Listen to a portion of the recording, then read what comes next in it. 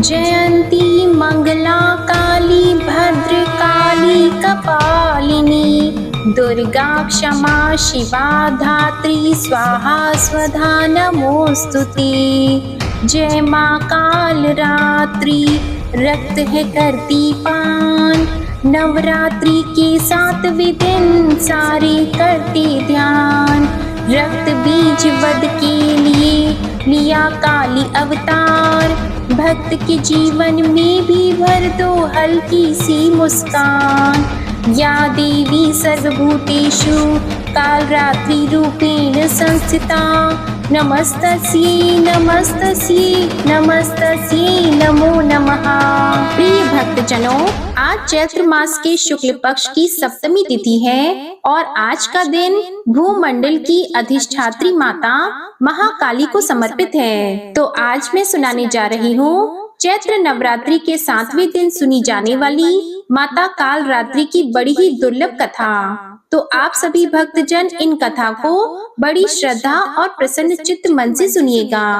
पौराणिक कथाओं के अनुसार शुंभ और निशुंभ और रक्त बीज नामक 3 दुष्ट दैत्य थे। इन तीनों ने मिलकर तीनों लोकों में हाहाकार मचा दिया था। समस्त प्राणियों और देवताओं के सामने जीवन संकट उत्पन्न हो गया था। इन दुष्ट दैत्यों के बल के आगे कोई भी अस्त्र शस्त्र टिक नहीं पा रहा था। अंत में परेशान होकर सभी देवतागण भगवान शिव के पास पहुँचे और उनसे समस्त प्राणियों और अपने प्राणों की रक्षा की गुहार लगाई। शिव जी ने देवताओं की व्यथा को समझते हुए उन्हें शीघ्र ही इस संकट से छुटकारा दिलाने एवं समस्त प्राणियों की सुरक्षा का वचन दिया। शिव शंकर जी को पता था कि इन दैत्यों का संहार माता पार्वती ही कर सकती हैं। इसके बाद भगवान शिव ने माता पार्वती से कहा, हे देवी, आप आदि शक्ति जगत जननी हैं। आपके तेज का सामना तीनों लोकों में कोई नहीं कर सकता है। आप इन दुष्ट राक्षसों का वध करके इस सृष्टि की रक्षा करें। शिव जी की आज्ञा पाकर माता पार्वती ने दुर्गा देवी का रूप धारण किया तथा शुंभ निशुंभ और रक्त बीज का वध करने निकल पड़ी। मगर उन दानवों को समाप्त करने में एक विकराल समस्या थी। रक्त बीज को यह वरदान मिला हुआ था कि जहाँ भी उसके रक्त की एक भी बूंद नीचे गिरेगी, वहाँ रक्त बीज जैसा दूसरा दानव उत्पन्न हो जाएगा, जिसके कारण उसका वध करना अत्यंत कठिन हो जाता था। माँ दुर्गा ने दानवों की सेना का संहार करना आरंभ कर दिया और भीषण युद्ध हो रहा था। ऐसा लगता था जैसे पृथ्वी रक्त से लाल हो जाएगी। माँ दुर्गा अपने सिंह पर सवार होकर दानवों के खेमे में प्रलय मचा रही थी। उनका रुद्र रूप देखकर दानव भय से कांप रहे थे। चारों तरफ रक्त और लाशों का अंबार लग गया था। सभी दानव काल के गाल में समा गए, मगर असल कार्य तो रक्त बीज का वध करना था। अब देखिए, माता दुर्गा जब भी रक्त बीज पर प्रहार करती, वह हंसने लगता और जहाँ भी धरती पर उसका रक्त गिरता, सैकड़ों रक्त बीज पुनः उठकर माता से युद्ध करने लगते। माता समझ गई, इसका वध करने के लिए इसका रक्त भूमि पर नहीं गिरने देना है। आदि शक्ति माता दुर्गा ने उसी क्षण अपने तेज से माता काल रात्रि को उत्पन्न किया और जैसे ही माँ दुर्गा ने रक्त बीज का सर काटा, काल रात्रि ने उसका रक्त नीचे गिरने से पहले ही अपने मुंह में भर लिया और दूसरा रक्त बीज उत्पन्न ही नहीं हो सका। इस प्रकार माँ दुर्गा की स्वरूप काल रात्रि प्रकट हुई और रक्त बीज का वध हुआ। तभी से माता काल रात्रि देवी के 7वें स्वरूप के रूप में स्थापित हुई। प्रिय भक्तजनों, इस दिन जो भी साधक व्रत करता है और माता की कथा का श्रवण करता है, उनका पूजन करता है, उसके लिए ब्रह्मांड की समस्त सिद्धियों का द्वार खुलने लगता है। उसके समस्त पापों का और विघ्नों का नाश हो जाता है। उसे अभय पुण्य लोकों की प्राप्ति होती है। माँ काल रात्रि दुष्टों का विनाश करने वाली है। नवरात्रि के 7वें दिन माँ काल रात्रि की पूजा की जाती है।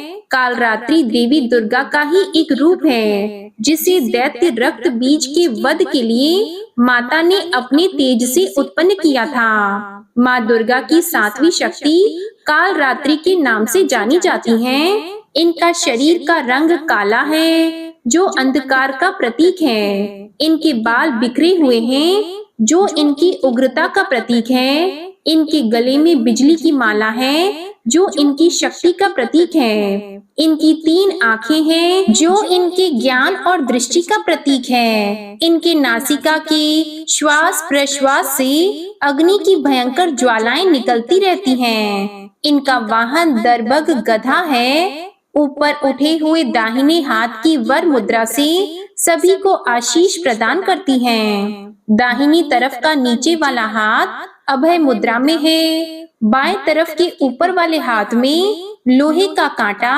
तथा नीचे वाले हाथ में खड़ग कटार है। माँ कालरात्रि का स्वरूप देखने में अत्यंत भयानक है, लेकिन यह सदैव शुभ फल ही देने वाली है। इसी कारण इनका नाम शुभंकरी भी है। अतः इनसे भक्तों को किसी प्रकार से भी भयभीत तथा आतंकित होने की कोई आवश्यकता नहीं है। ये माता पूर्णतः ममतामयी है। प्रेम से बोलिए जय माँ कालरात्रि, ओम नमः शिवाय।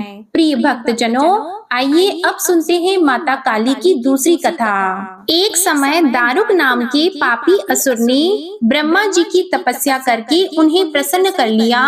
ब्रह्मा जी से पाए वरदान के कारण दारुक अत्यंत बलशाली हो गया। वह देवताओं और ब्राह्मणों को परेशान करने लगा।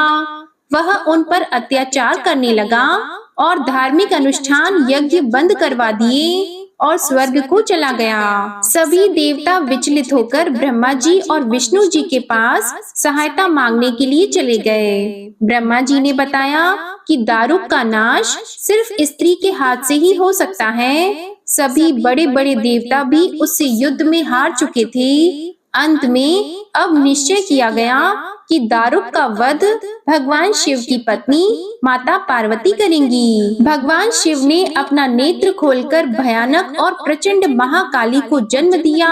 उनका शरीर काले रंग का था। माता काली के माथे पर तीसरा नेत्र और चंद्र रेखा थी। उनके हाथों में त्रिशूल और कई प्रकार के अस्त्र थे। महाकाली के प्रचंड रूप को देखकर थर थर कांपने लगे और वहां से भागने लगे। युद्ध में दारुक महाकाली से पराजित हुआ और इस तरह उस दुष्ट का अंत हुआ।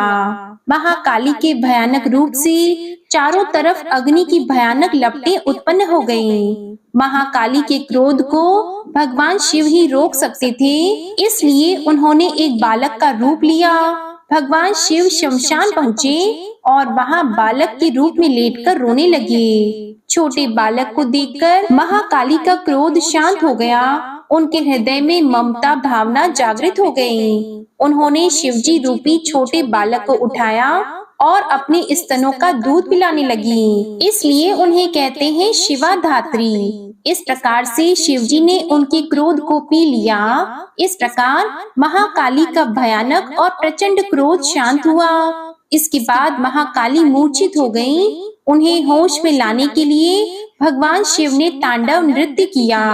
होश में आने पर वे पुनः माता पार्वती के रूप में आ चुकी थी। माता पार्वती भगवान शिव का नृत्य देखकर नृत्य करने लगी, जिसके कारण उन्हें योगिनी नाम से पुकारा जाता है। एक बार सभी प्रेम से बोलिए जय माता काली। प्रिय भक्तजनों, आइए अब सुनते हैं माता काली की बड़ी ही दुर्लभ और चमत्कारी कथा। सुंदरपुर नामक एक बहुत ही सुंदर नगर था। उस नगर में माता काली का एक विशाल और भव्य मंदिर था और उस मंदिर के बाद चारों तरफ जंगल और झाड़ियों का इतना गहन साम्राज्य था कि शाम के समय उधर कोई भी भूले भटके से नहीं जाता था। यहाँ तक कि मंदिर के पुजारी भी धुंधला छाने से पहले ही मंदिर में दिया जलाकर आरती वगैरह करके माता को शयन करा के जल्दी से विदा हो जाते थे। उसी मंदिर के पास एक नहर था। नहर के उस पार उसी गांव में एक ब्राह्मण रहते थे जो कि माता काली के बहुत बड़े भक्त थे। स्वभाव से अत्यंत भोले और कुल देवी माता काली के अनन्य भक्त थे। लोगों के लाख मना करने के बाद भी जाड़ा, गर्मी, बरसात, मौसम कैसा भी हो, रात को भोजन करके सोने से पहले वे नहर पार करके मंदिर में मत्था टेकने जरूर जाते थे। ऐसे ही पौष की एक सर्द रात थी। वातावरण में गहरी धुंध छाई हुई थी। क्योंकि उस समय घड़ी का उतना चलन नहीं था, तो ब्राह्मण देव भोजन करने के बाद अपने खेत की रखवाली तथा माता का दर्शन करने के लिए वहां पर चले आए। खेत में फसलों की रखवाली करते हुए उन्हें काफी समय हो गया। आसमान में कोहरे की वजह से चांद दिखाई नहीं दे रहा था, सो समय का ठीक ठीक अंदाजा नहीं लग पाया और शरीर पर कंबल डाले ब्राह्मण देव रोज की तरह मंदिर की ओर बढ़ चले। क्योंकि उस समय नहर में पानी घुटनों से ज्यादा नहीं था, तो पार करने में ज्यादा परेशानी नहीं हुई। जाड़े की उसी रात जब वह मंदिर के पास पहुँचे, दूर दूर तक सन्नाटा छाया हुआ था। एक पल तो उनका शरीर भय के मारे गनगना गया।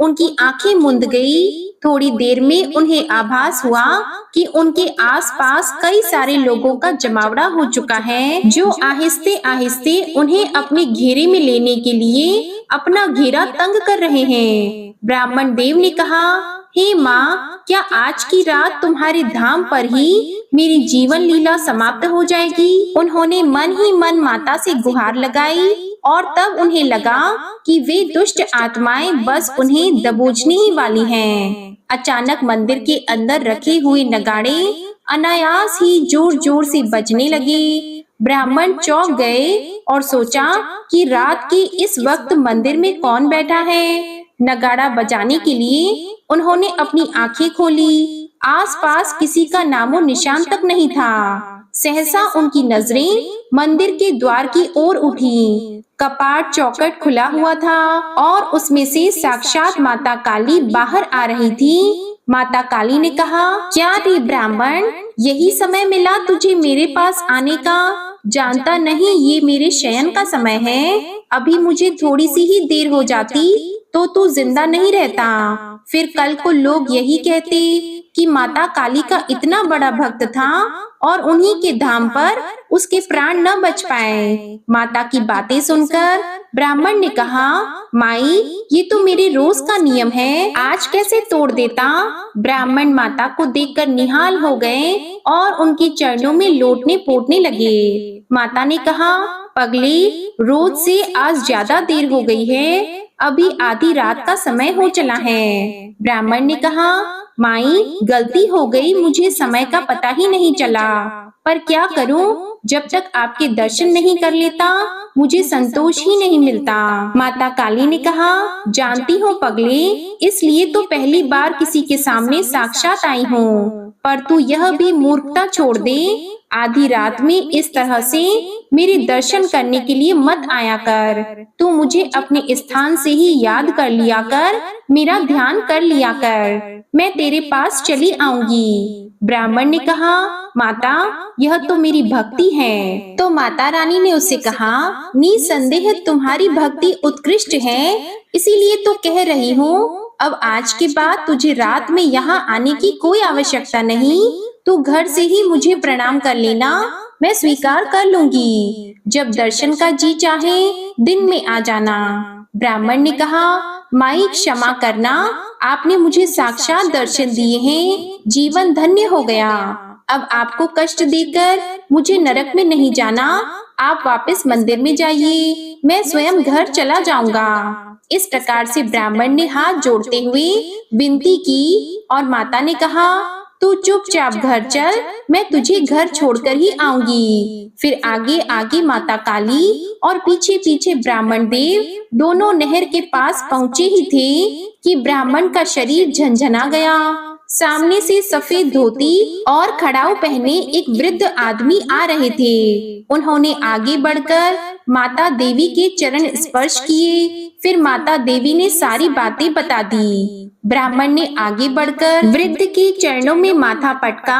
उसने कहा, हे देवता, आप कौन हैं? मैंने आपको पहचाना नहीं। बदले में जवाब माता रानी ने दिया, अरे यही तो तुम्हारे गांव के देवता हैं। कभी देखे नहीं तो पहचानोगे कैसे? रात की पहर जब मेरा शयन करने का समय होता है, यह पूरे गांव क्षेत्र का भ्रमण करते हैं ताकि कुछ अनिष्ट ना हो। ग्राम देवता मुस्कुराए और बोले, माई, अब आप अपने धाम पर जाइए, मैं इसे गांव छोड़कर आता हूँ। प्रिय भक्तजनों, ब्राह्मण का तो जैसे भाग्य ही उदय हो गया था। माता के चरणों में देर तक पड़े अश्रु बहाते रहे। फिर ग्राम देवता के साथ गांव के समीप आए। ग्राम देवता ने कहा, हे ब्राह्मण, अब तू घर जा।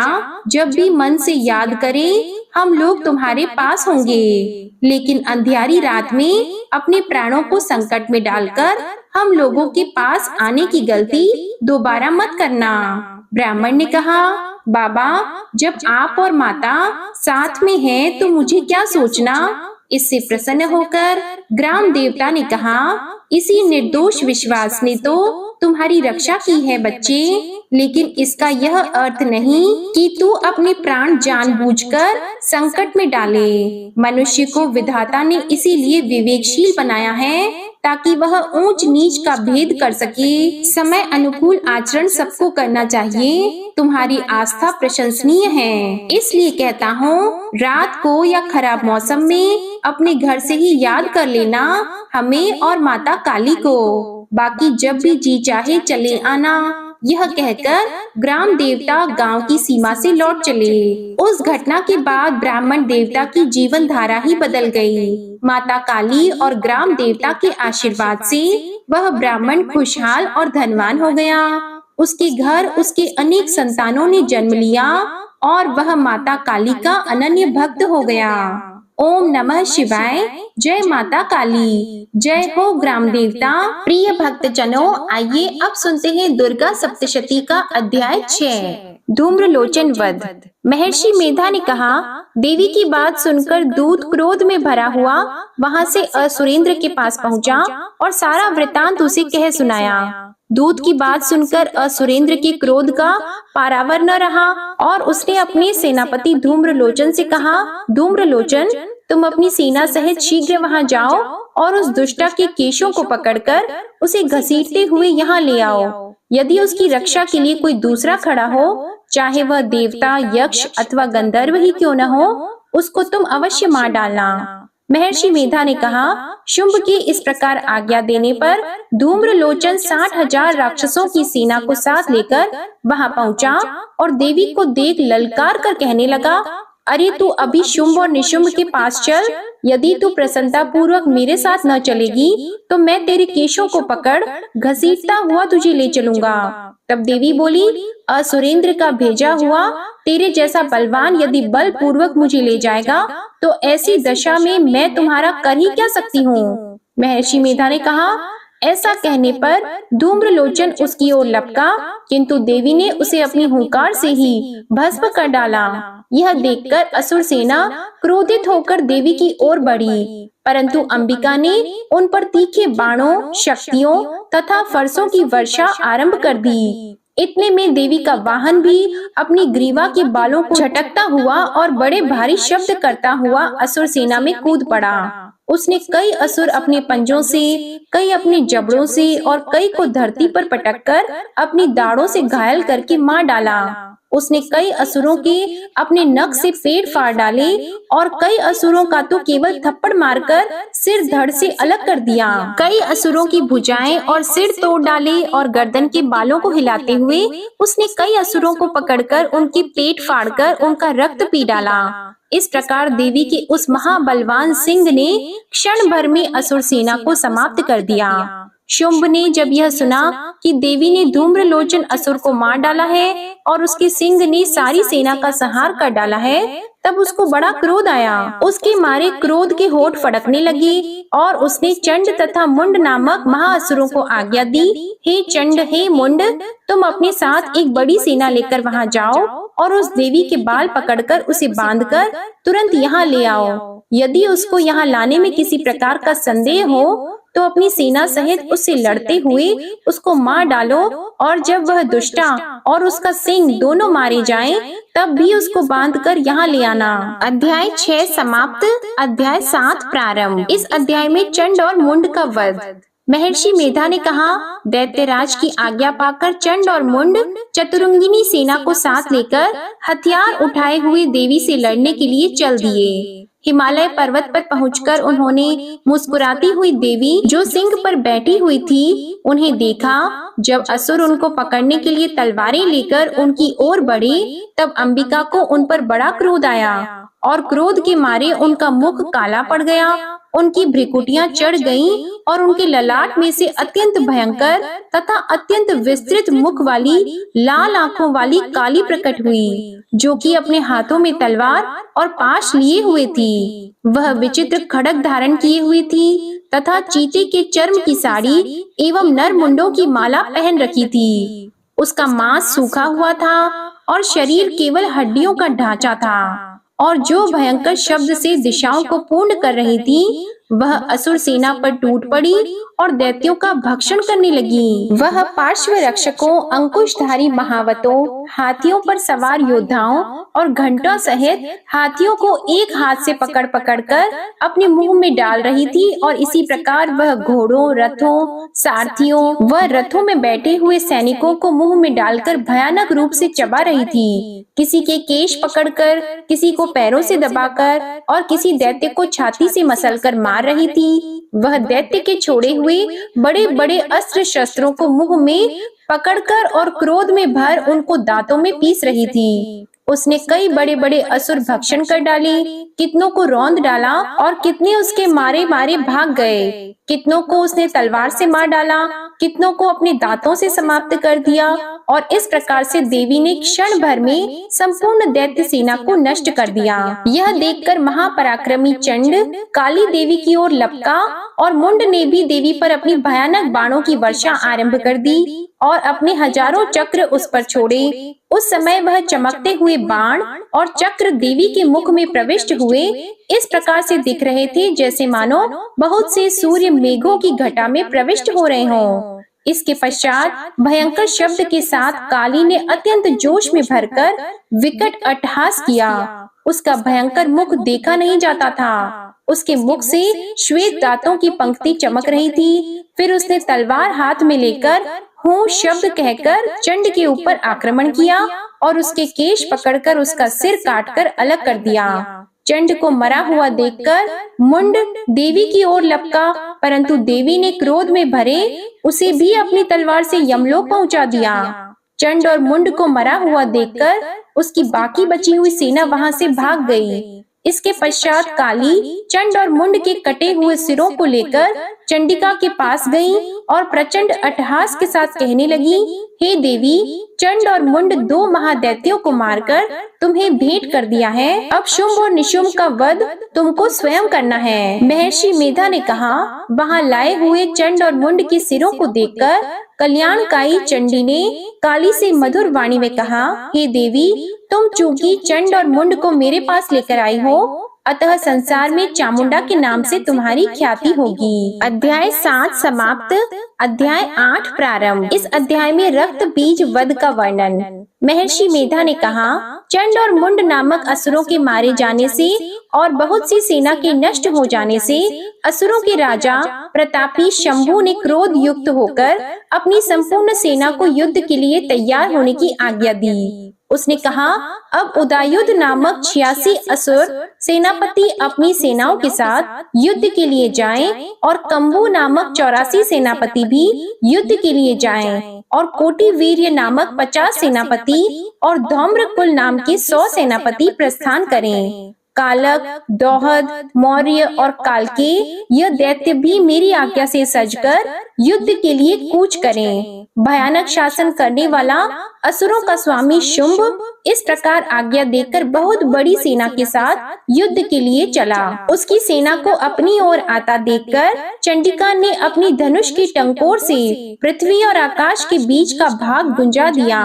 हे राजन, इसके पश्चात देवी के सिंह ने दहाड़ना आरंभ कर दिया और अंबिका के घंटे के शब्दों ने उस ध्वनि को और भी बढ़ा दिया।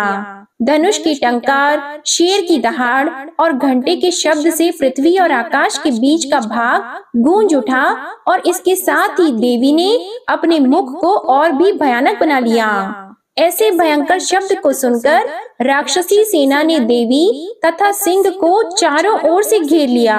हे राजन, उस समय दैत्यों के नाश के लिए और देवताओं के हित के लिए ब्रह्मा, शिव, कार्तिकेय, विष्णु तथा इंद्र आदि देवों की शक्तियां, जो अत्यंत पराक्रम और बल से संपन्न थीं, उनके शरीर से निकलकर उसी रूप में चंडिका देवी के पास गईं। जिस देवी का जैसा रूप था, जैसे आभूषण थे और जैसा वाहन था, वैसा ही रूप, आभूषण और वाहन लेकर उन देवताओं की शक्तियां दैत्यों से युद्ध करने के लिए आईं। हंस युक्त विमान में बैठकर और रुद्राक्ष की माला तथा कमंडलू धारण करके ब्रह्मा जी की शक्ति आईं। वृषभ पर सवार होकर, हाथ में त्रिशूल लेकर, महानाग का कंकण पहनकर और चंद्र रेखा से भूषित होकर भगवान शंकर की शक्ति माहेश्वरी आईं और मोर पर आरूढ़ होकर हाथ में शक्ति लिए दैत्यों से युद्ध करने के लिए कार्तिकेय जी की शक्ति उन्हीं का रूप धारण करके आई।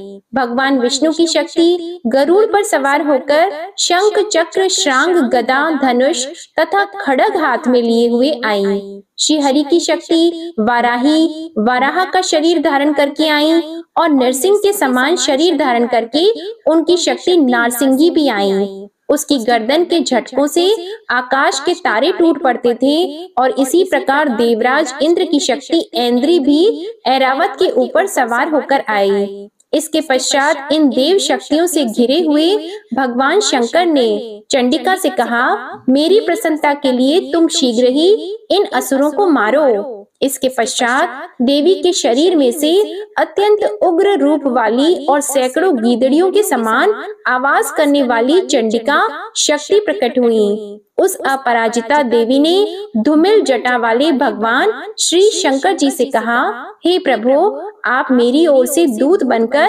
शुंभ और निशुंभ के पास जाइए और उन अत्यंत गर्वीले दैत्यों से कहिए तथा उनके अतिरिक्त और भी जो दैत्य वहां युद्ध के लिए उपस्थित हो, उनसे भी कहिए, जो तुम्हें अपने जीवित रहने की इच्छा हो तो त्रिलोकी का राज्य इंद्र को दे दो।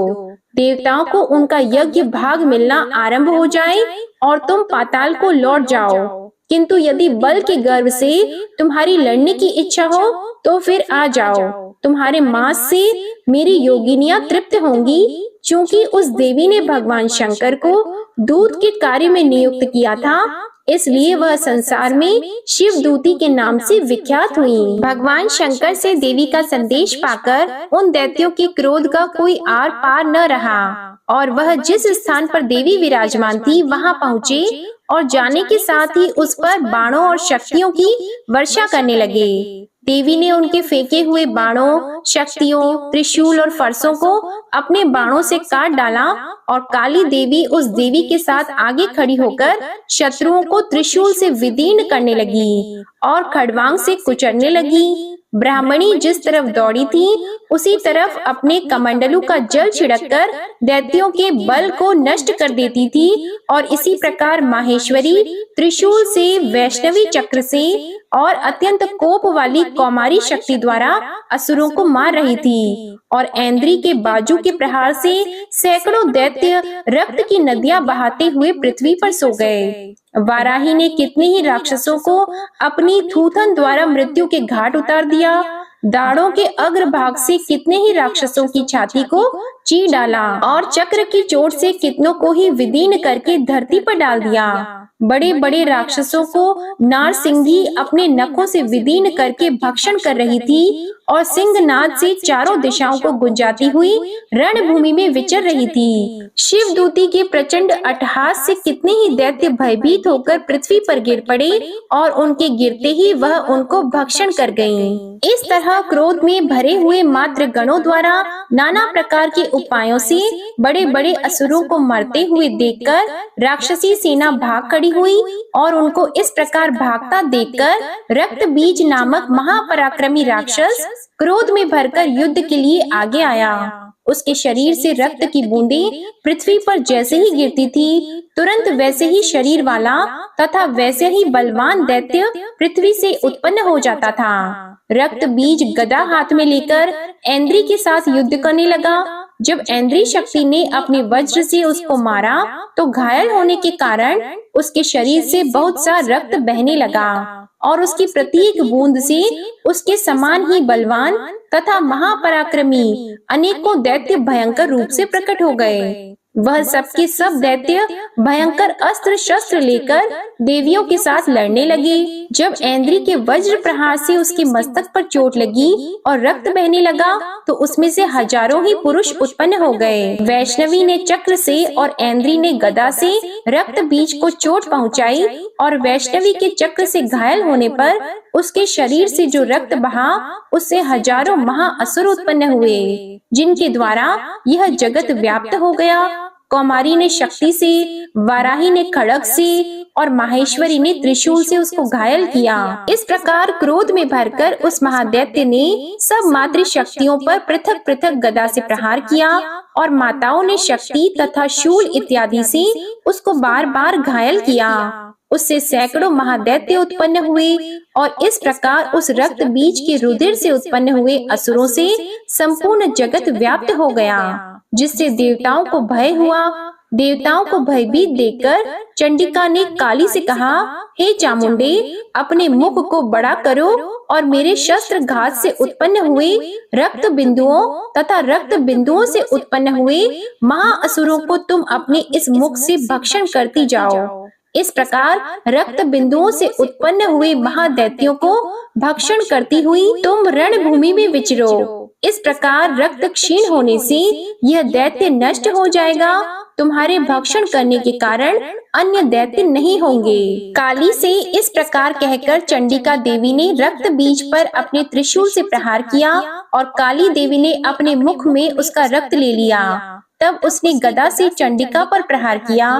प्रहार से चंडिका को तनिक भी कष्ट न हुआ, किंतु रक्त बीज के शरीर से बहुत सा रक्त बहने लगा, लेकिन उसके गिरने के साथ ही काली ने उसको अपने मुख में ले लिया। काली के मुख में उस रक्त से जो असुर उत्पन्न हुए उनको उसने भक्षण कर लिया और रक्त को पीती गई। फिर देवी ने रक्त बीज को, जिसका की खून काली ने पिया था, चंडिका ने उस दैत्य को वज्र, बाण, खड्ग तथा रिष्टि इत्यादि से मार डाला। हे राजन, अनेक प्रकार के शस्त्रों से मारा हुआ और खून से वंचित वह महादैत्य रक्त बीज पृथ्वी पर गिर पड़ा। हे राजन, उसके गिरने से देवता अत्यंत प्रसन्न हुए और माताएं उन असुरों का रक्त पीने के पश्चात उद्यत होकर नृत्य करने लगी। जय माता दी। आज के अध्याय समाप्त होते हैं। इसके आगे का वर्णन आप आने वाली वीडियो में जरूर देखिएगा। आपको आज की कथा पसंद आई हो तो वीडियो को लाइक जरूर कीजिएगा और कमेंट में माता रानी की जय लिखिएगा और हमारे चैनल को सब्सक्राइब करिएगा। जय माता दी।